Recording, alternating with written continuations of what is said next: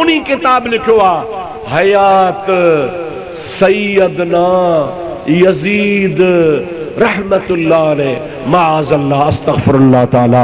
उन्हनि जो यजीद सैयदना भी आहे, उन्हनि जो यजीद रहमतुल्लाह अलैह भी आहे, इन्हनि देवबंदनि जो यजीद हक़ ते भी आहे, पर असां जो सैयद हुसैन आहे। चओ असां जो सैयद रहमतुल्लाह अलैह असां जो हुसैन आहे। अड़े जाहिल तो रबिए सारो किस्सो पढ़ियो कोने बुखारी में, तो के कहीं पढ़ी कोन ॿुधायो आहे, तो मुनाज़रो कोन करे सघंदे। अॼु बि ऐलान कयूं थो वञा, हवालो किताब जो ॾिनो अथमि, जेकॾहिं हवालो ग़लति साबित करे त मूंखे ॿेले में घुराइण बंदि करे छॾियो, न ईंदुसि मां तव्हांजे इलाइक़े में, मूंखे गोली हणी छॾियो, मुंहिंजो खून तव्हांखे माफ़ आहे।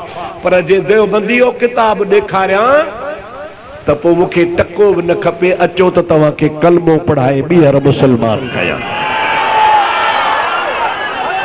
हाँ, ॿीहर मुसलमान थियो। हितां जो डिगियूं ॾाढ़ियूं जेके अथव न, इनखे थोरो छोटो कंदुसि, सुन्नत मुताबिक़ बणाईंदो, सुन्नत मुताबिक़। सुन्नत को हेठि जेको शैतानी पुछ आहे इहो कटे छॾींदुसि, तव्हांखे नओं मुसलमान कंदुसि, सुन्नत जमायत वारे तरीक़े तो जाहिल हो, बेअदब हो, गुस्ताख हो, अड़े यजीद जा हमदर्द हो, तव्हांखे शर्म न आहे। नबी जी गुस्ताखी कंदो तो हुसैन ते वीचारो ॾोटरो आहे, हुसैन त नबी जो पोते औलाद आहे, तव्हां नबी जा बेअदब चे। नबी को दीवार के पीछे का पता नहीं, नबी के भित जे पुठियां जी ख़बर कान्हे। तू जॾहिं नबी जी गुस्ताखी तो करे तो हुसैन त वीचारो अञा हेठा। खुदा अदब वारो करे चओ आमीन, ॾाढे चओ आमीन, ज़ोर सां चओ आमीन। ॿुधो बुखारी जी हदीस, बेइश्क़ मोहम्मद कुछ गरम त करे छॾियांव। सोने नबी पाक जी ज़ात तहज्जुद जे टाइम ते उथिया। कहिड़े टाइम ते? सरकार पानी जी तलाश कई त पानी वज़ू कयां, सर्दी जी मौसम आ। हज़रत रबीअ रज़ियल्लाहु ताला अन्हु इंतजार में वेठो हो त मुस्तफ़ा रात जो उथंदो आ, तहज्जुद पढ़ंदो आ। सर्दी आ, रबियो सॼी रात जागे थो, पानी गरम करे इंतजार में वेठो आ, जमल मुस्तफ़ा उथे त वुज़ू करायां। मुझा दोस्तों अजीजो, हजरत रबियो पानी गरम करे इंतजार में वेठो आ। सरकारे दो आलम सल्लल्लाहु अलैहि वसल्लम आधी रात जो उथिया, पाण फरमायो पानी। रबिए चयो लब्बैक या रसूल अल्लाह। तव्हां बि चओ लब्बैक, ॾाढे ॾाढे ॾाढे ॾाढे लब्बैक या रसूल अल्लाह। ऐ अल्लाह जा हबीब, ही गुलाम हाज़रा। पाण फरमायो पानी चे क़िबला हाओ, पानी तैयार आ। गरम गरम पानी सर्दीअ जे टाइम में वणंदो आ, मज़ो ॾींदो आ। मुस्तफ़ा वुज़ू फरमायो, जमल वुज़ू करे नबी पाक ख़त्म कयो त मुस्तफ़ा जो रहमत जो दरिया जोश में आयो। पाण फरमान था या रबिया सल, ओ रबिया जो कुछ खपई सो घुर। रबिया घुर छा ॾियां? रबिया चो चो घुर घुर छा? घुरण चवंदा हो, छा चवंदा? घुर माना मुखां वठ। रबिया जी क़िबला घुर मुखां। रबिए चो छा घुरां? दिल में चई पैसा घुरां ख़त्म थी वेंदा, बन्नी घुरां ख़त्म थी वेंदा, औलाद घुरां पोइ अलाए नेक थे अलाए पुछड़ी थे, इज्जत घुरां अलाए केतिरा ॾिहाड़ा इज्जत हुजे, दौलत घुरां अलाए केतिरा ॾिहाड़ा हुजे, महबूब खां अहिड़ी शइ घुरां जेका ख़त्म न थिए। नबी पाक चवनि था सल सल सल, पुछ घुर सुवाल कर त मां ॾियां।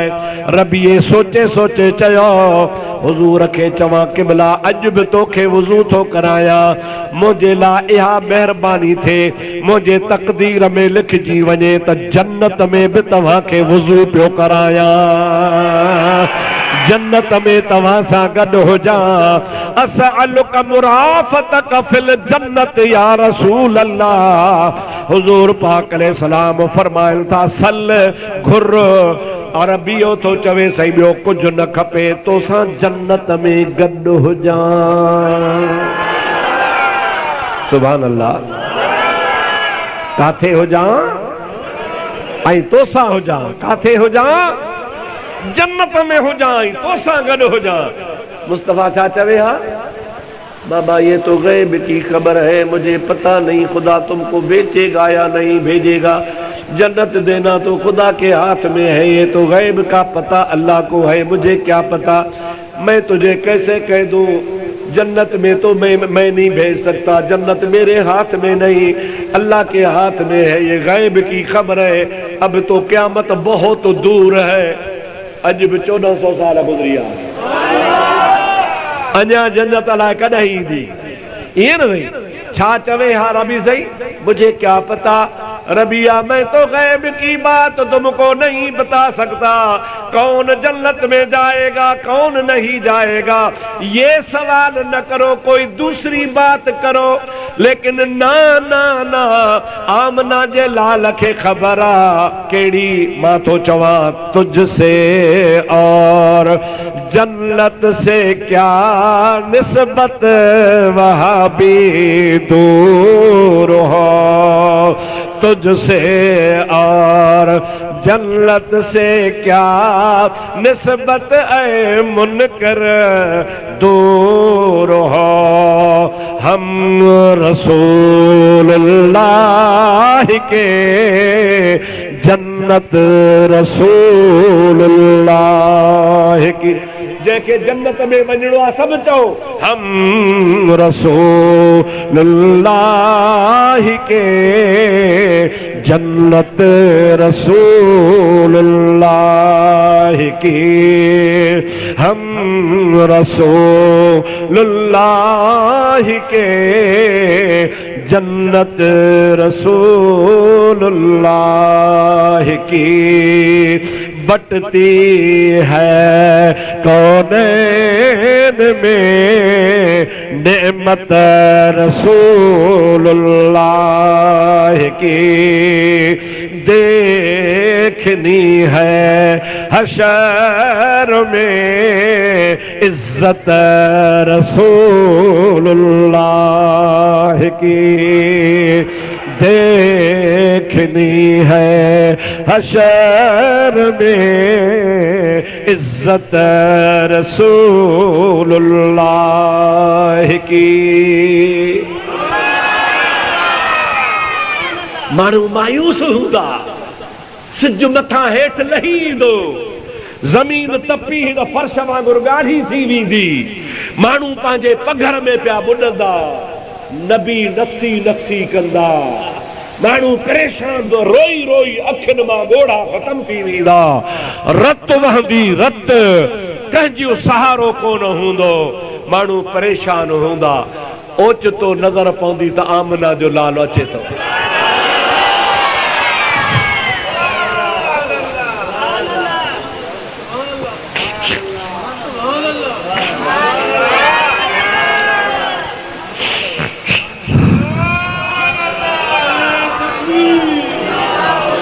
जो सुभान अल्लाह ॾाढो जो सुभान अल्लाह।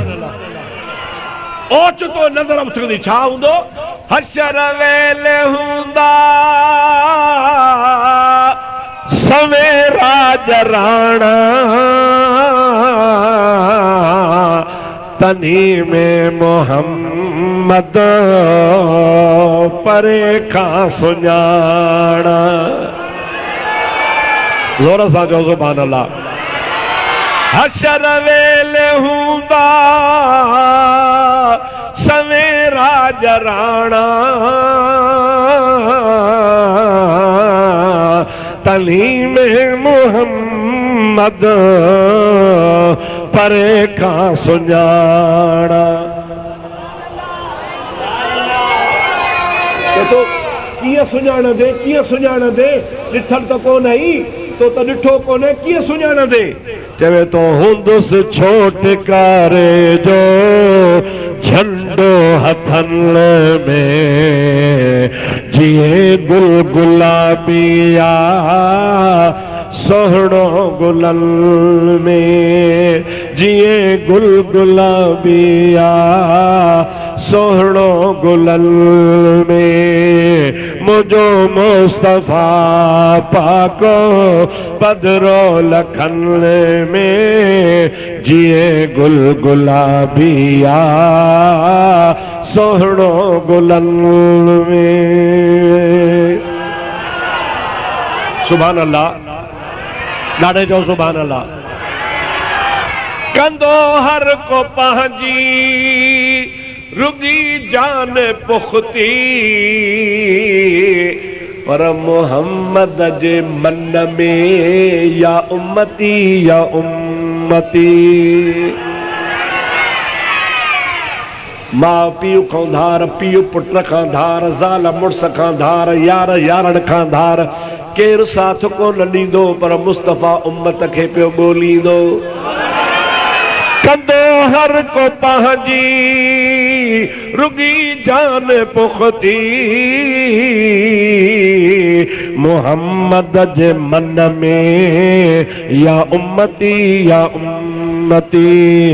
अहिड़ियूं सव सचायूं ॾेखारे ॾुखन में, जिए गुल गुलाबिया, चओ जिए गुल गुलाबिया सोहणो गुलन में। ओ रबिया लब्बैक या रसूल अल्लाह, सल सवाल कर, छा ॾियां? वुज़ू करायो थी। असअलुक मुराफतक फिल जन्नते, या रसूल अल्लाह ॿियो कुझु न खपे, कुझु न खपे, बस क़यामत में बि जन्नत में तोखे वुज़ू करायां, तोसां गॾु हुजां। हुज़ूर छा चयो जवाब में? ॿुधो, हुज़ूर फरमायो इहो थी वियो, अञा ॿियो घुर। छा फरमायो? चओ चओ छा फरमायो? इहो थी वियो, माना तू जन्नत में मूंसां गॾु हूंदे, अञा ॿी बि शइ घुर। चई बस क़िबला तुंहिंजी गॾु हुजां रफ़ाक़त में, त ॿी शइ जी ज़रूरत ई कान्हे का। मुस्तफ़ा मिलियो त मूंखे ॿई जहान मिली विया। ओ बेगैरत, तोखे नबी जो शर्म नथो अचे? इल्म गैब कोने, नबी के इल्म जी ख़बर काने का, गैब जो पतो कोने, इहो तोखे कंहिं सेखारियो आहे? क़ुरान त कोन थो चवे तूं ॼटनि खे जाहिलनि खे बेवकूफ़ थो बणाई। अलहम्द खां दन्नास ताईं सॼो गैब जो इल्म आहे। ऐं इहो सॼो मां तव्हां खां पुछां थो त क़ुरान जो इल्म मुस्तफ़ा खे आहे या न आहे? अल्लाह ताला हर शइ कुरान में बयान कई आहे। खुदा क़यामत जो बयान कियो आहे, क़यामत गायब आहे। जन्नत जो बयान कियो आहे, जन्नत गैब आहे। पुलसरात जो बयान कियो आहे, पुलसरात गैब आहे। ताराज़ी जो अमल कयो आहे, कयो गैब आहे। पुछाणो थींदो, माण्हू पघर में ॿुधंदा।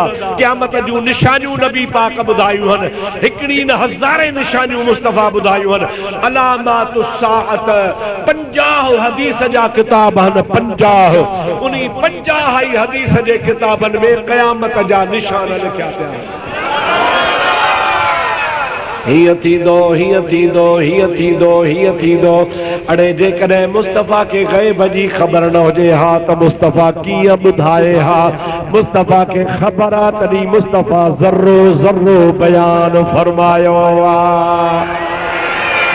पढ़ो सलात अल्लाहुम्मा सल्लि अला सैयदना व मौलाना मुहम्मद व आलिही व अस्हाबिही व बारिक व सल्लिम अलैहि। हाणे हाणे मुजादा महीनो भी कोन गुज़रियो आहे, महीनो भी कोन गुज़रियो आहे, मूं हाणे ताज़ो शागिर्दनि खे बुखारी शरीफ़ पढ़ाई। अल्हम्दुलिल्लाह मां बुखारी पढ़ाईंदो आहियां। 40 साल खां वठी करे बुखारी पढ़ाईंदो थो अचां। हाणे ताज़ो मूं शागिर्दनि खे बुखारी पढ़ी पियो, हिकिड़ी हदीस तव्हांखे ॿुधायां। सलात पढ़ो, अल्लाहुम्मा सल्लि अला सैयदना व नबीना व मौलाना मुहम्मद व आलिहि व असहाबो। साईं फरमाए तो हिकड़े ॾिहाड़े नबी करीम अलैहिस्सलाम फजर जी नमाज पढ़ाई। फजर जी नमाज पढ़ाए मुस्तफ़ा सलाम वरायो। हमेशा दस्तूर हूंदो तो सलाम वराए दुआ घुरंदा हा। दुआ घुरी मुस्तफ़ा पंहिंजे हवेली ॾे हलिया वेंदा हा। असहाब पंहिंजे पंहिंजे घरनि ॾे वेंदा हा। पर अॼु मुस्तफ़ा सुबुह जी नमाज पढ़ी दुआ बि कान घुरी मुस्तफ़ा मिंबर जे मथां चढ़ी वेठा। काथे चढ़ी वेठा? मिंबर जे मथां चढ़ी वेठा। कुर्बान वञा मुस्तफ़ा करीम जी ज़ात। हज़रत अबू हुरैरा तो चवे त मुस्तफ़ा बयान कंदा रहिया तां त अॻी नमाज़ बेपहरीअ जे नमाज़ जो टाइम थियो।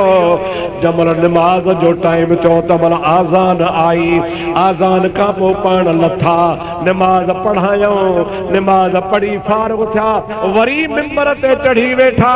मिंबर ते चढ़ी वेठा वरी बयान कंदा रहिया तां त असर जी नमाज जो टाइम थियो। असर जी नमाज जी आज़ान आई वरी लथा असर पढ़ियाऊं। असर पढ़ी वरी मिंबर जे मथां वेठा वरी बयान कंदा रहिया तां त मग़रिब जी नमाज जो टाइम थियो। अबू हुरैरा तो चवे त मुहम्मद करीम हिन ज़मीन ऐं आसमान जे विच ते जेको पखी पर हणंदो आहे उहा बि ॻाल्हि कान छॾी क़यामत ताईं सभु ॻाल्हियूं मुस्तफ़ा ॿुधाए छॾियो। पर अबू हुरैरा तो चवे क़िस्मत जंहिं यादि कयो तंहिं यादि कयो, जंहिंखां विसरी वियो तंहिंखां विसरी वियो। पर मुस्तफ़ा फजर जे नमाज़ खां वठी करे सांझीअ जे नमाज़ ताईं 4 पहर महबूबन करीम न पानी पीतो न मानी खाधी। इहे मोहम्मद करीम जोश जलाल में हा। हिकिड़ो सहाबी जॾहिं पाण मग़रिब जो टाइम थियो त महिल फरमायो मूंखां सल्लूनी माशे तुम, मां पंहिंजे मर्ज़ी सां त तव्हांखे सभु कुझु ॿुधायो आहे। पंहिंजे मर्ज़ी सां तव्हांखे सभु कुझु ॿुधायो आहे। पर तव्हां जेके वेठा हो तव्हांखे इतलाउ थो कयां जेको वणे वसो सुवाल कयो त ॿुधायां। पंहिंजे मर्ज़ी साम्हूं सभु कुझु ॿुधायो आहे। चओ सुभान अल्लाह। पंहिंजे मर्ज़ी साम्हूं सभु कुझु ॿुधायो आहे। पर सल्लूनी माशे तुम, पर तव्हांखे जेको वणे वसो पुछो। मां जेसी ताईं मिंबर ते वेठो आहियां हेठि न लहंदुसि, अॻ में तव्हांखे ॿुधाईंदुसि, बाद में हेठि लहंदुसि। ऐं हुज़ूर फरमाए था जेको वणे वसो सुवाल कयो। अबू हुरैरा फरमाए थो त उन ॾींहं खां वठी करे क़यामत जे ॾींहं ते हर शइ मुस्तफ़ा बयान फरमाए छॾी। चओ सभु सहाबी सच्चा, ॾाढो चओ सभु सहाबी।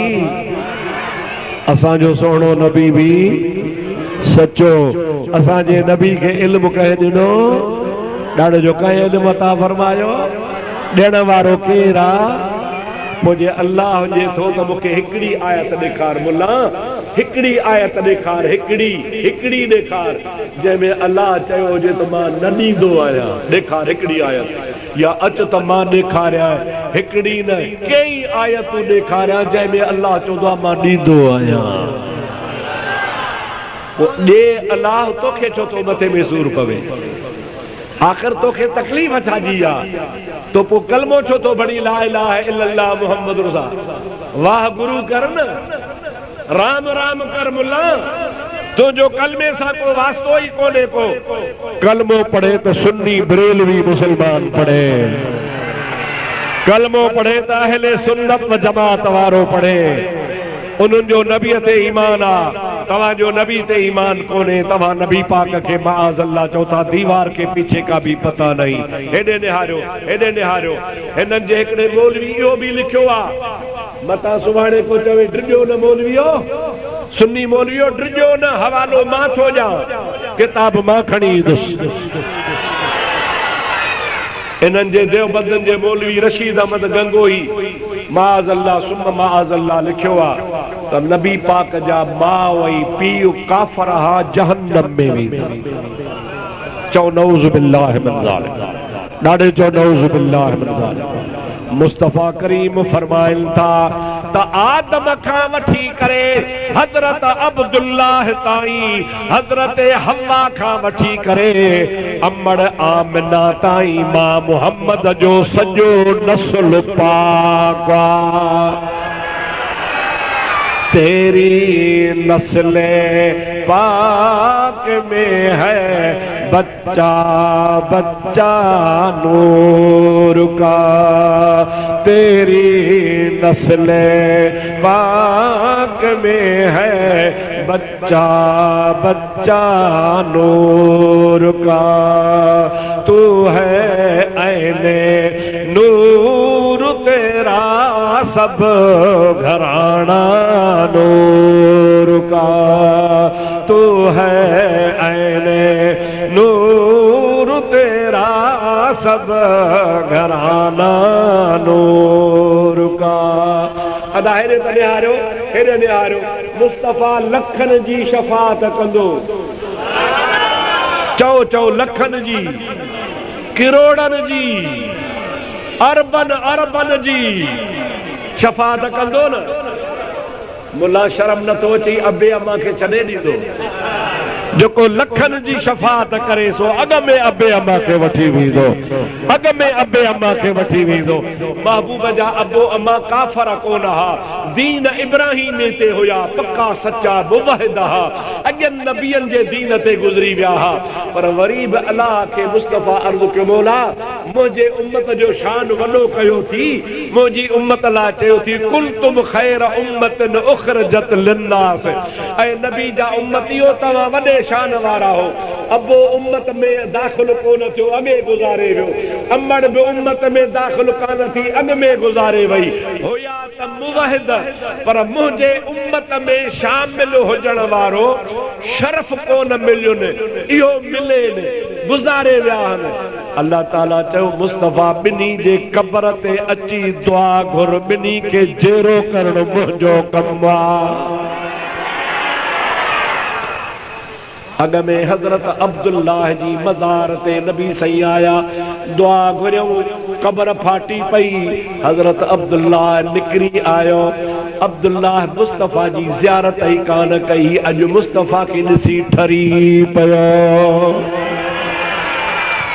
ऐं महबूब खे ॾिसी चवे थो ला इलाहा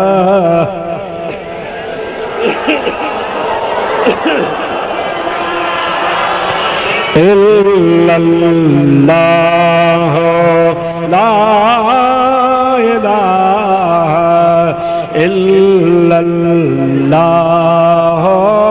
ला इलाहा इल्लल्लाह मुहम्मदुर रसूलुल्लाह। हज़रत अब्दुल्लाह जे मज़ार खां पोइ अबवा शरीफ में अम्मा आमना जे मज़ार ते आया। मुस्तफ़ा हथड़ा खया, क़ब्र खुली पई, अम्मड़ आमना ॿाहिर निकिरी आई। इस्माइलानी वारा सच ॿुधाइजो, अल्लाह खे मुर्दो जेरो करण जी ताक़त आहे या न आहे? ॾाढे चओ, ज़ोर सां चओ त वहाबिन जो कारोबो थिए। ताक़त आहे न? वो हज़रत अम्मड़ आमना के भी खुदा जे महबूब जी दुआ सा अल्लाह जिंदा फरमायो। अम्मड़ जो निकती त ॾिसण सां थी चवे ला इलाहा इल्लल्लाह, ला इलाहा इल्लल्लाह मुहम्मदुर रसूलुल्लाह। हाणे सभई इस्माइलानी वारा चओ तो मुस्तफ़ा जा वालिदैन जन्नती आहिनि। मुस्तफ़ा जा अबू अम्मा ॾाढे तो जन्नती आहिनि। जेको बेईमान चवे तो त काफ़र हुआ दोज़ख में वेंदा, वो पाण बेईमान आ, वो पाण जहन्नमी आ, उन जी जमायत भी जहन्नमी जमायत आ। अहले सुन्नत जी जमायत जो अक़ीदो आ मुस्तफ़ा जा अबू अम्मा जन्नती आहिनि। खुदा शल तव्हां असांखे बेअदबनि खां बचाए, खुदा तव्हां असांखे बेअदबनि खां बचायो। चओ बचायो। इन जमात में त न आहियो न?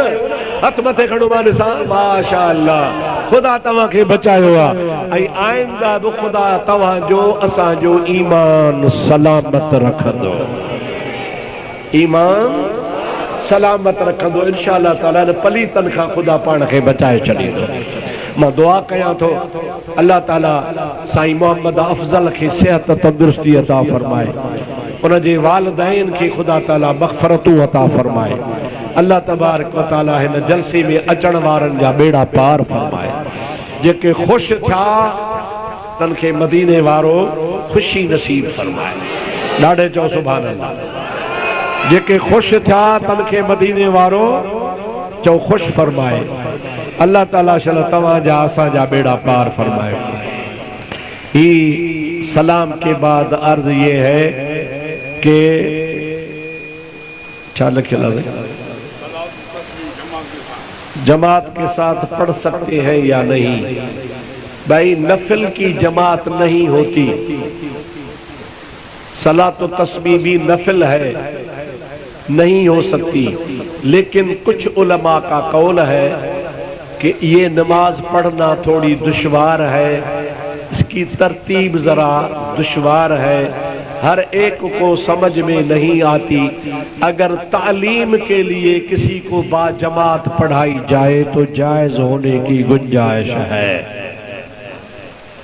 दूसरा सवाल नबी करीम को जो अल्लाह ताला ने इल्म गैब अता किया है हम पर एक इतराज हुआ है कि अताई इल्म गैब नहीं होता अताई इल्म गैब न हूंदो आहे बाक़ी छा हूंदो आहे मुल्ला का पिढ़े जी बादशाही आहे जा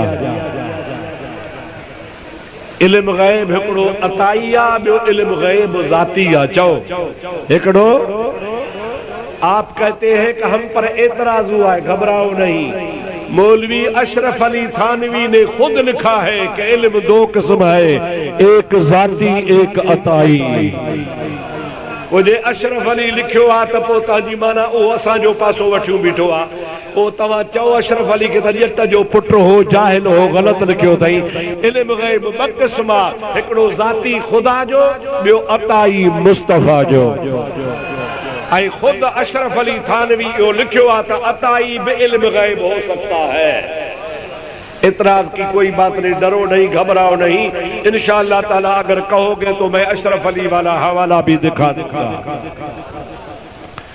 इल्म गैब नहीं होता जो अताई होता है तो जे चवण सा कोन थींदो असा जे सिंधी में चवंदा आहिनि